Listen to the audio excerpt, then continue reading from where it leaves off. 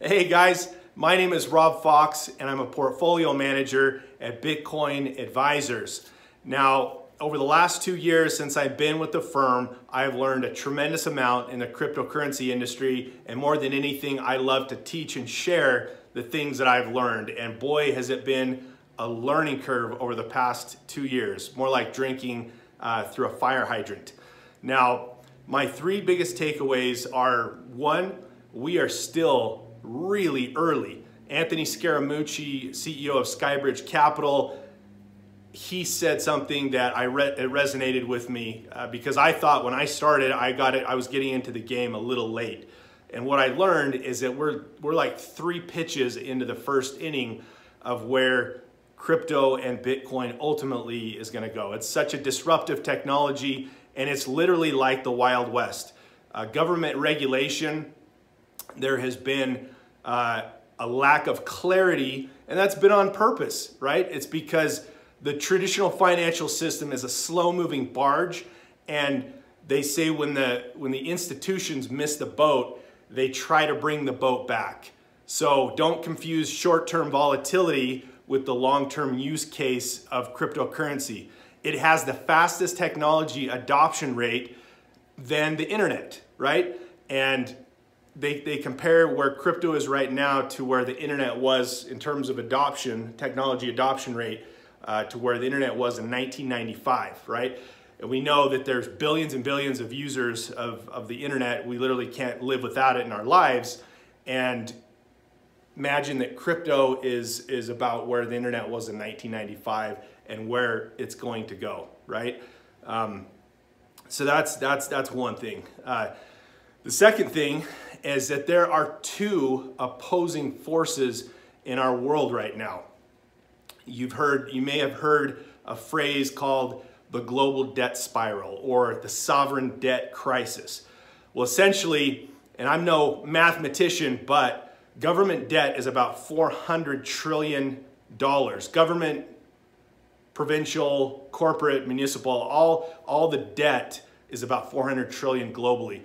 Now, global GDP is approximately 100 trillion per year, so the total output that the economy produces.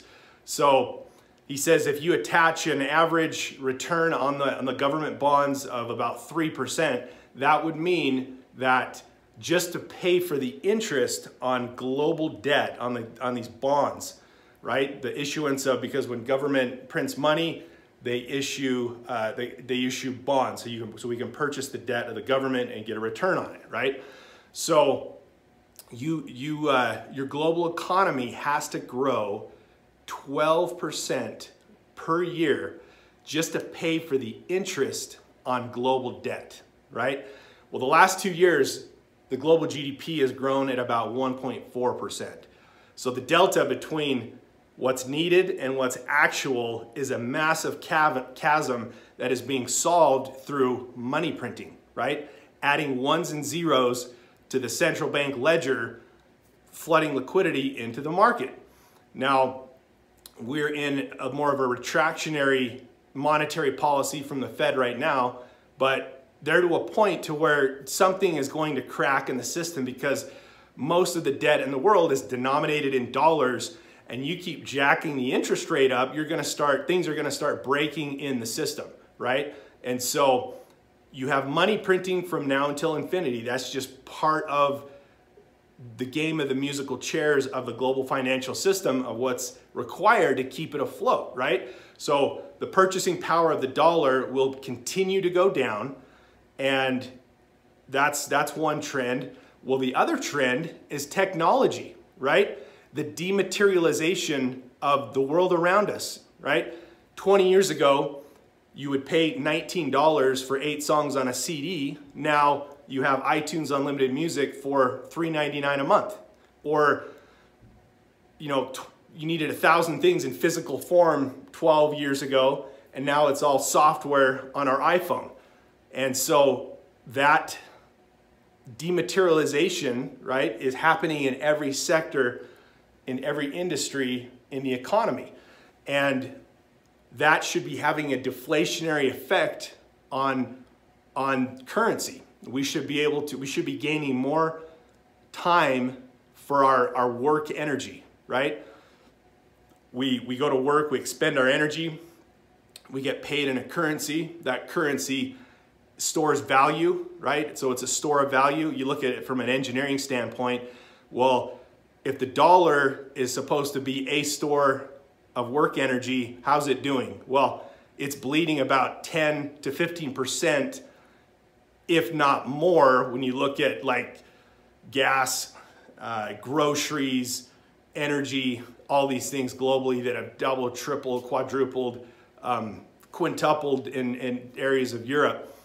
And so these polar forces of the exponential growth of technology and how it dematerializes our lives and makes us more efficient and better, and the devaluing of the currency. So, and this was written, if you want to check it out, in a book, I can link below. It's called The Price of Tomorrow, written by Jeff Booth. This is a guy that, he's a huge Bitcoiner, but he has bought and sold 10 different tech companies, you know, worked in e-commerce, logistics, and this guy is pretty darn savvy as far as how the global economy and currencies work. So I highly suggest putting that on your reading list. Again, The Price of Tomorrow.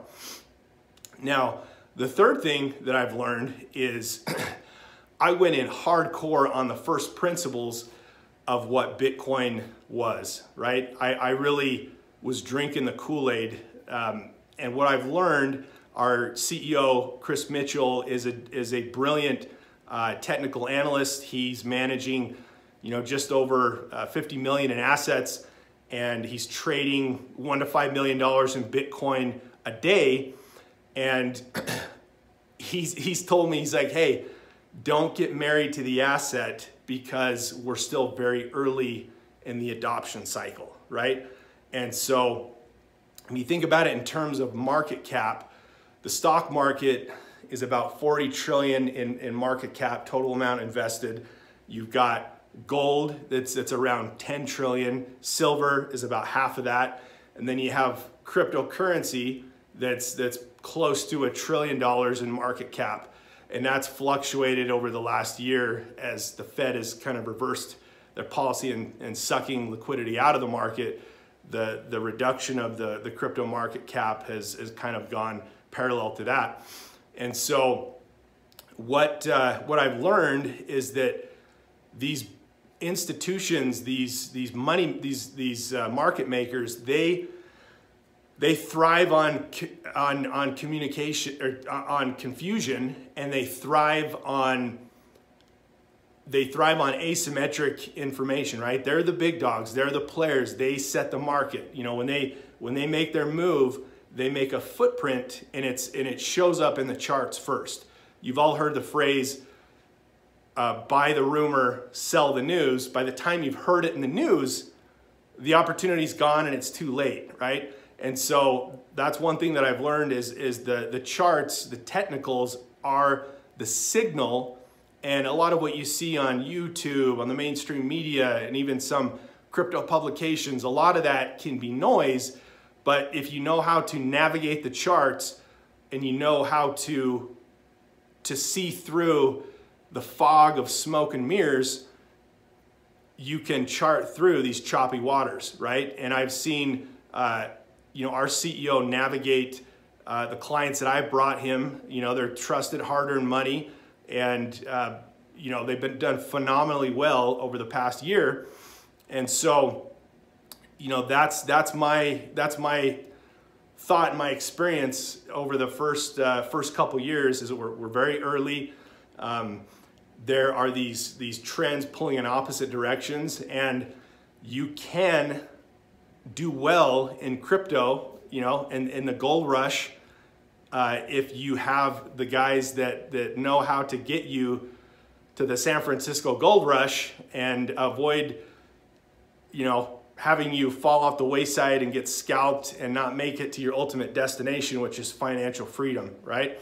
And so anyways, that's my takeaway. I hope you guys found that useful, and click below for a free investor link, free investor guide. And if you guys ever have any questions, I love to educate, love to tell people give them the 411 about how this whole industry works. So give us a call today. Again, Rob Fox, Bitcoin Advisors. It'd be a pleasure to talk to you. Take care.